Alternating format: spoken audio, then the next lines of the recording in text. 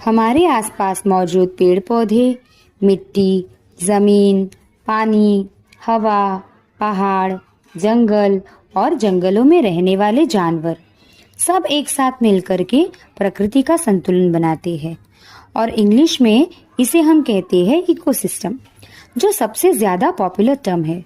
और आज इसकी डिटेल में जानकारी हम जानेंगे।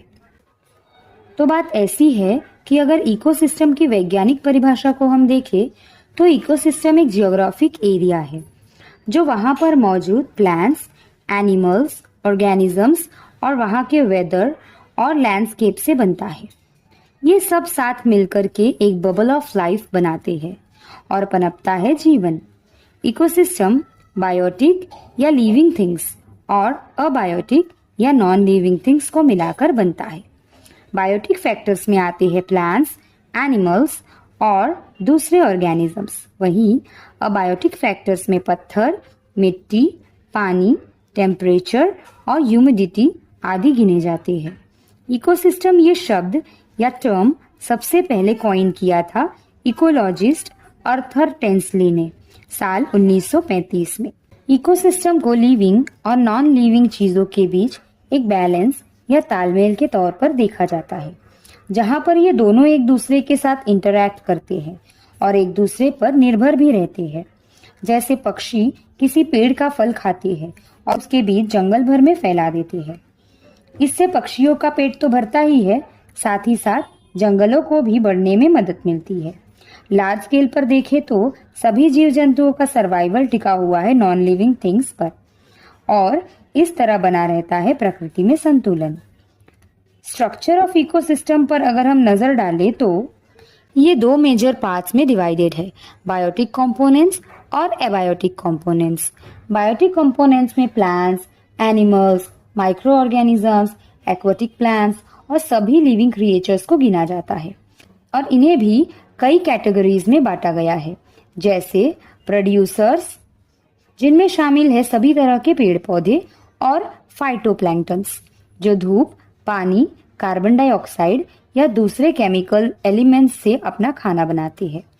इसके बाद आते हैं कंज्यूमर्स, जैसे सभी हेटेरोट्रॉप्स यानी दूसरे के सहारे जीने वाले जीव, जिनमें जानवर शामिल है।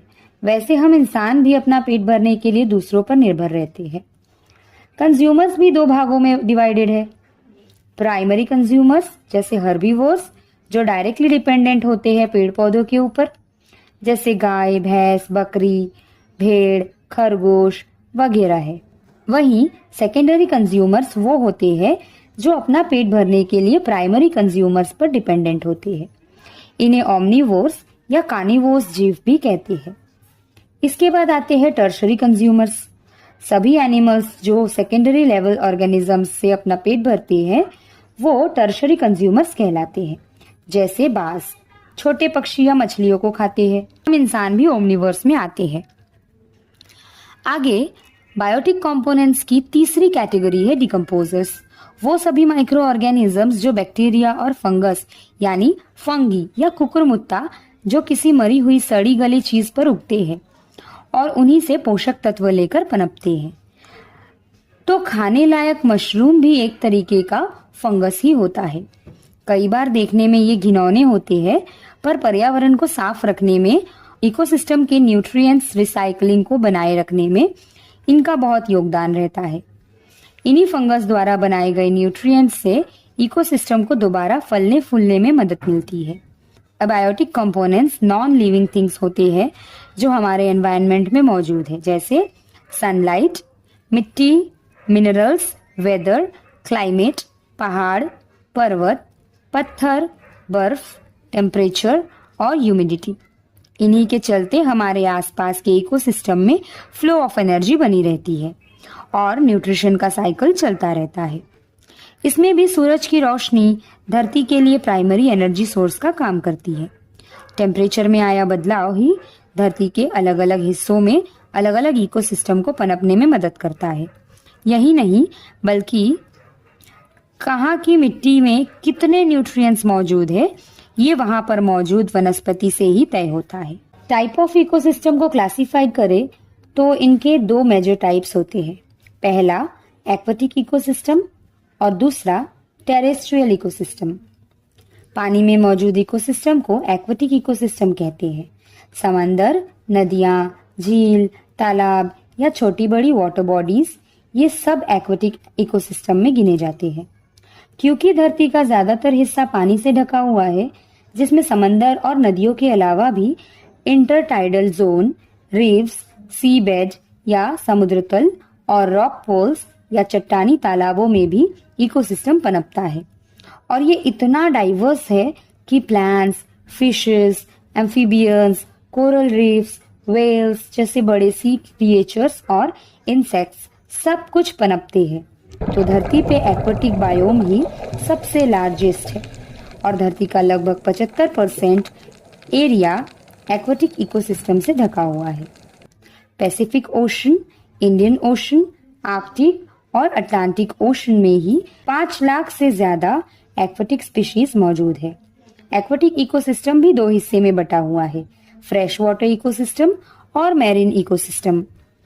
एक फ्रेश वाटर इकोसिस्टम में नमक की मात्रा कम होती है, इसीलिए पानी खारा होने के बदले मीठा होता है और यही मीठा पानी हमारे आसपास मौजूद पेड़ पौधों, इंसानी जिंदगी और जानवरों के लिए सोर्स ऑफ ड्रिंकिंग वाटर का काम करता है। लेकिन फ्रेश वाटर रिसोर्सेस बहुत ही कम मात्रा में धरती पर मौजूद है, लगभग 3%, जिसमें 2.5% तो glaciers, polar ice caps, atmosphere, मिट्टी में और धरती के इतने अंदर है कि उन्हें निकाला नहीं जा सकता। अब बचा सिर्फ 0.5% जो कि नदियों, तालाबों या जमीन के नीचे पीने लायक पानी के तौर पर उपलब्ध है। और अब बात करते हैं सबसे बड़े इकोसिस्टम की, जो है मैरीन इकोसिस्टम। ये पनपता है open ocean, deep sea ocean, समुद्री मुहाना, मैंग्रोव फॉरेस्ट, कोरल रीफ्स और कोस्टल एरियाज में।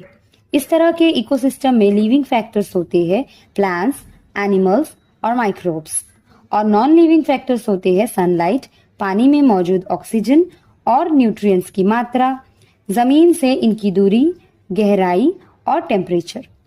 मैरीन इकोसिस्टम की डाइवर्सिटी इस बात पर निर्भर करती है कि सी सरफेस से पानी के अंदर सूरज की रोशनी कितनी दूर तक पहुंचती है। जैसे 200 मीटर की गहराई तक फाइटोफोटोसिंथेटिक एक्टिविटी पॉसिबल है, तो इसी जोन में ज्यादातर समुद्री जीव रहते हैं।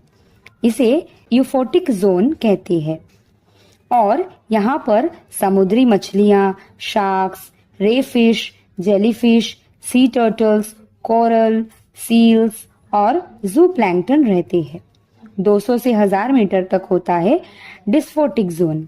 यहाँ octopus, eels, carps, dragon fish और प्लैंकटन्स के साथ साथ बहुत से जीव रहते हैं। और वहीं आखिर में है एफोटिक जोन, जहाँ पर सूरज की रोशनी पहुंच ही नहीं पाती, और इस जोन में deep sea shrimp, cookie cutter sharks, frill shark, goblin shark, vampire squid, dumbo octopus, giant squid, colossal squid, angler fish और फ्लैटवर्म्स वगैरह रहते हैं। जैसे जैसे समुद्र की गहराई बढ़ती है, पानी ठंडा और कम ऑक्सीजन वाला हो जाता है। और अब बारी है टेरेस्ट्रियल इकोसिस्टम की। एक टेरेस्ट्रियल इकोसिस्टम का मतलब होता है जमीनी हिस्से पर पनपा इकोसिस्टम, जैसे फॉरेस्ट, डेजर्ट, ग्रासलैंड, टुंड्रा और कोस्टल रीजन वाले इकोसिस्टम। ये सभी इकोसिस्टम क्लाइमेट डिपेंडेंट होते हैं। अब टेरेस्ट्रियल इकोसिस्टम की बात करें तो सबसे पहले बात आती है जंगलों की, जो पेड़ों की कई कैनपो लेयर्स से ढके होते हैं। पेड़ वाले जंगल और ट्रॉपिकल रेन फॉरेस्ट में कुल 300 मिलियन या 30 करोड़ अलग अलग प्लांट्स और एनिमल स्पीशीज रहते हैं। 3 मिलियन या 30 लाख से ज्यादा स्पीशीज का घर है अमेज़न रेन फॉरेस्ट, जो एक अच्छा एग्जाम्पल है इस इकोसिस्टम का। अगला टेरेस्ट्रियल इकोसिस्टम है टुंड्रा या टुंड्रा। टुंड्रा का एनवायरमेंटल कंडीशन बहुत ही एक्सट्रीम होता है, जैसे पोलार रीजन, यहाँ पर ठंडी हवाएं चलती रहती है। एरिया बर्फ और फ्रोजन डर्ट से ढका रहता है और पेड़ पौधे तो बहुत ही कम दिखाई देते हैं। यही नहीं, बर्फ पिघलने पर छोटे छोटे तालाब बन जाते हैं। दुनिया का सबसे बड़ा तुंद्रा रीजन है दसवाते तुंद्रा, जो 50 लाख स्क्वायर किलोमीटर तक फैला हुआ है। यहाँ पर वेजिटेरियन मैमल्स जैसे आर्कटिक खरगोश और गिलहरी, नॉन वेजिटेरियन मैमल्स जैसे आर्कटिक लोमड़ी, भेड़िए और पोलर बेयर, और प्रवासी पक्षी जैसे कौवे, बाज, लून और गर्ल्स दिखाई देते हैं। आखिरी टेरेस्ट्रियल इकोसिस्टम है रेगिस्तान। ये धरती का सबसे अनप्रोडक्टिव लैंड सरफेस होता है, जहां पर एक्सट्रीम टेम्परेचर चेंजेस देखने को मिलते हैं। और यहाँ पर बहुत ही कम स्पीशीज है, जैसे बर्ड्स, रेप्टाइल्स, मैमल्स और इंसेक्ट्स देखने को मिलता है। पेड़ पौधों के तौर पर कैक्टस और कांटेदार झाड़ियां ही देखने को मिलती है। ज्यादातर रेगिस्तान इलाकों में सालाना 10 इंच ही बारिश होती है।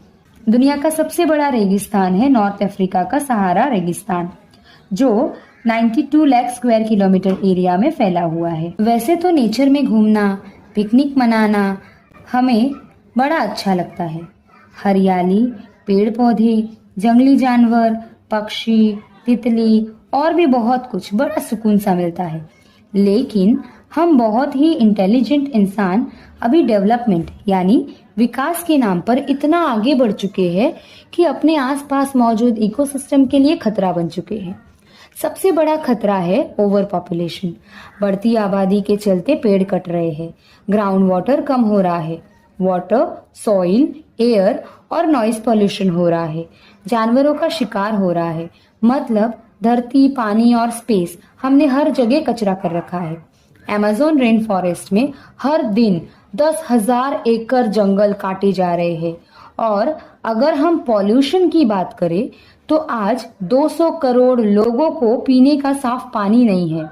1998 से 2021 तक हवा में एवरेज एनुअल पर्टिकुलर पॉल्यूशन 67% तक बढ़ा है और इंसानी जिंदगी एवरेज तौर पर लगभग 2.5 साल घटी है।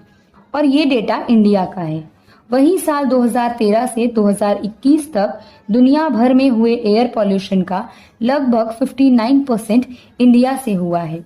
तो IUCN या international union for conservation of nature के अकॉर्डिंग फिलहाल 1,57,100 से अधिक प्रजातियां रेड लिस्ट में है, जिनमें 44,000 से ज्यादा प्रजातियां विलुप्त होने यानी एक्सटिंक्ट होने के कगार पर है। डिफॉरेस्टेशन से बड़ा है कार्बन डाइऑक्साइड और ग्लोबल वार्मिंग। साल 1950 तक हवा में कार्बन डाइऑक्साइड की मात्रा 300 ppm थी, पर करंट मेजरमेंट्स में कार्बन डाइऑक्साइड का लेवल 400 ppm पार कर चुका है और पिछले 4 लाख सालों में ये सबसे ज्यादा है। क्लाइमेट चेंज के चलते मानसून जल्दी आ रहा है तो कहीं हद से ज्यादा बारिश हो रही है, कहीं बाढ़ का खतरा है तो कई रेगिस्तानी देशों में भी बाढ़ आ रही है। बढ़ते जलस्तर से वेटलैंड्स डूब रहे हैं और आने वाले कई दिनों में Bangkok, Miami, Venice, Jakarta, Mumbai और कोलकाता जैसे शहरों के डूबने की आशंका है। वैसे ओवरफिशिंग का भी समुद्री इकोसिस्टम पर काफी बुरा असर पड़ता है। मछलियों की रिप्रोडक्टिव कैपेसिटी, उनके बढ़ने की स्पीड अब घटने लगी है और इसके चलते इसके अन्य जीवों पर भी असर होने लगा है। अगर समुद्री इकोसिस्टम विलुप्त होता रहा तो इंसान के खाने और आजीविका पर बहुत बुरा प्रभाव पड़ेगा। उम्मीद करती हूँ आप सभी ने इकोसिस्टम को और इसकी इम्पोर्टेंस को ठीक से समझ लिया है। तो इसीलिए अपनी ओर से छोटी ही सही मगर इकोसिस्टम को बचाने के लिए कोशिश जरूर कीजिएगा और करते ही रहिएगा, क्योंकि अभी काफी वक्त इन्वेस्ट करना है अपने इकोसिस्टम को ठीक करने पर, क्योंकि इस इकोसिस्टम का बैलेंस बिगड़ा है काफी सालों से। और क्योंकि हम इंसान बहुत इंटेलिजेंट है और हमारी ही वजह से ये बिगड़ा है, इसीलिए अब इकोसिस्टम को ठीक करने की जिम्मेदारी भी हमारी है। क्या आपको ऐसा नहीं लगता? कमेंट पर जरूर बताइएगा। वीडियो अच्छा लगा तो लाइक करना और चैनल को सब्सक्राइब करना। Thank you. Subscribe for more.